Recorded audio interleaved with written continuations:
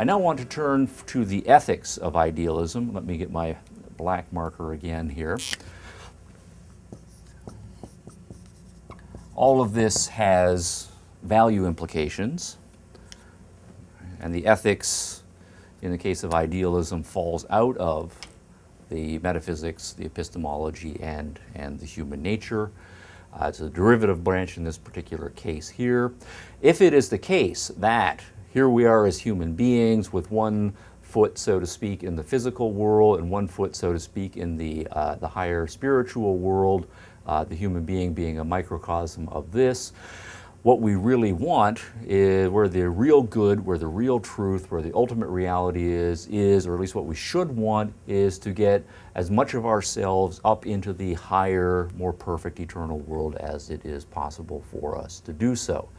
That will require a certain amount of dealing with the whole of our human nature in appropriate ways, and certainly it is going to have a cognitive component. How can we use our minds or our souls or spirits appropriately to put us on the path to being reunited with the higher world, or at least coming to understand the higher world.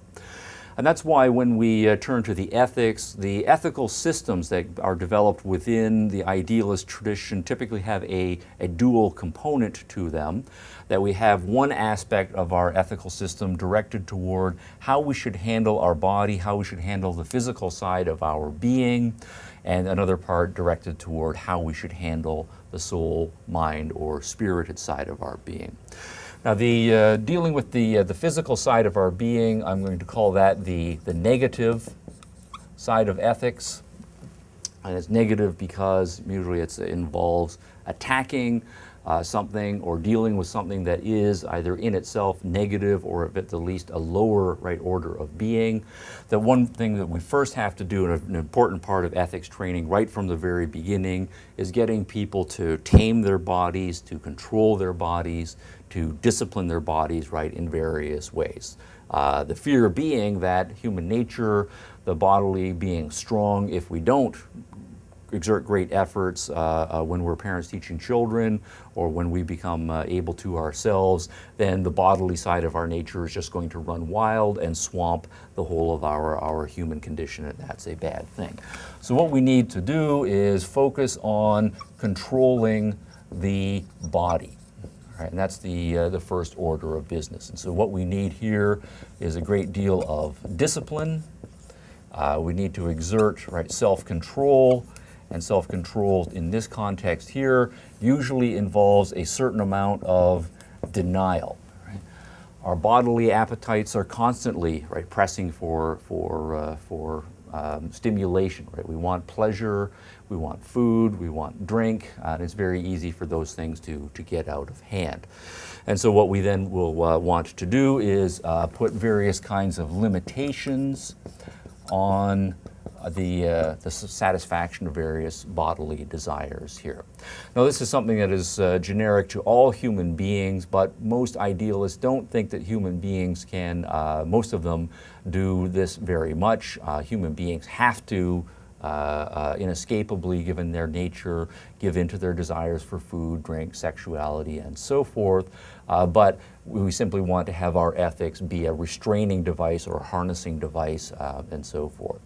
For the better among us, the stronger among us, those of us who have more potential from the idealist perspective, the degree to which we go down the road of denial and limitation can be very extreme. And we might go as far as embracing entirely the ascetic virtues here. So, for example, if we are concerned with maximal soul development, we might try to get ourselves to the point where we are totally in denial of our body. For example, sex tends to occupy a great deal of our mental space and time, and so one way to totally shut down that part of one's body so as to free up one's mental space and time for other things is to take a vow of celibacy, and that then is to totally shut down one part of one's being.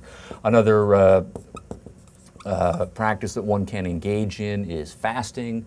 That is to say, go for as long as one can without eating, learning to control one's appetite, to get oneself to the point where your bodily need for food and thirst seems to shut down, and so that then frees you up as well. All right, another practice that one can do has typically a more cognitive component. One might engage in practices of meditation, and certainly Eastern idealist traditions are famed for their meditative practices.